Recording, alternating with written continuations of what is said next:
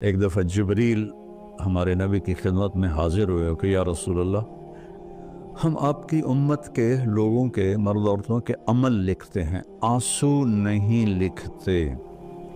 سبحان اللہ۔ آپ نے فرمایا کیوں؟ آنسو بھی تو ایک عمل ہے۔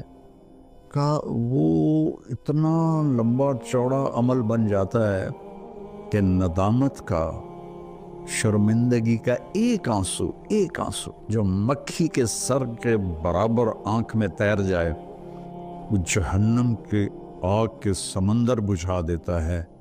تو جو رو رہی ہے یا رو رہا ہے، اس کو ہم فرشتے نہیں جمع کر سکتے۔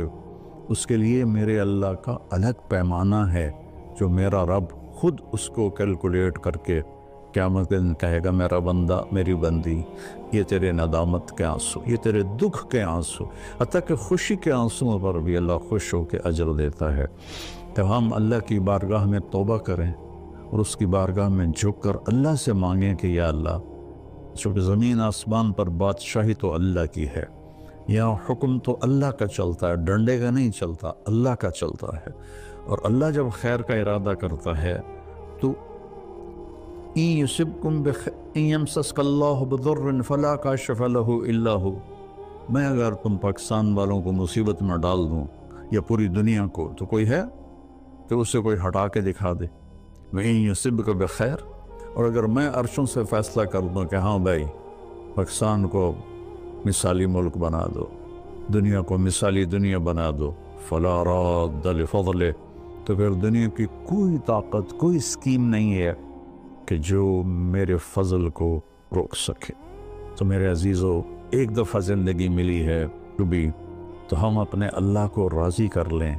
ایک اللہ کو ماننا، یہ سب سے بڑی عبادت، لا الہ الا اللہ، کہ اللہ ایک ہے، اس کے سوا کوئی مدد والا، عبادت کے قابل، مدد کے قابل کوئی بھی نہیں ہے سوائے اللہ کے، جو حی قیوم ہے، جس پر موت نہیں آتی، جس پر بڑھاپا نہیں آتا، جو کسی چیز کا محتاج نہیں ہے۔ اللہ کے سوا ایاک نعبد و ایاک نستعین، صرف تیری بندگی اور صرف تجھ سے مدد مانگنا۔ تو اللہ نے سورہ فاتحہ میں کہہ دیا ہے، لیکن کوئی پتھروں کے آگے جھک گیا، کوئی قبروں پہ جھک گیا، کوئی کہیں جھک گیا۔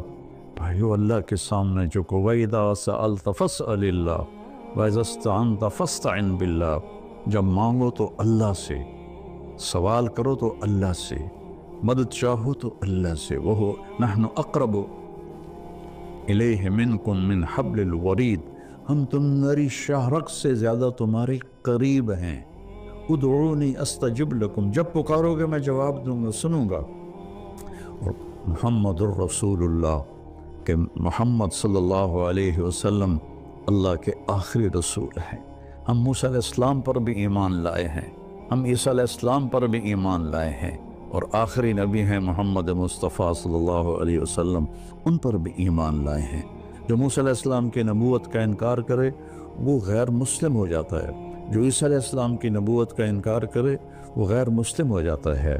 لیکن اسلام کی تکمیل ہے کہ محمد الرسول اللہ، اللہ کے آخری رسول ہیں محمد مصطفیٰ صلی اللہ علیہ وسلم، ان کے بعد کوئی نبی نہیں ہے۔ جو بھی دعویٰ کرے گا وہ غلط دعویٰ کر رہا ہے۔